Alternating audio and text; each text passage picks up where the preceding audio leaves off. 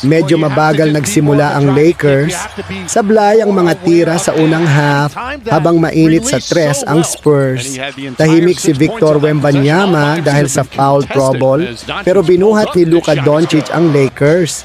35 puntos, 13 assists, 9 na rebounds, 5 steals at 2 blocks.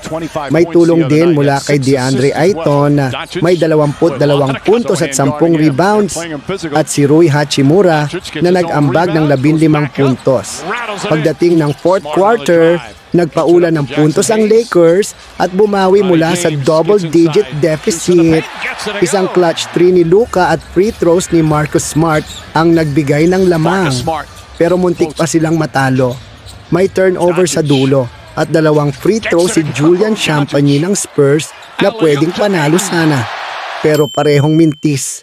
Lakers nakaligtas.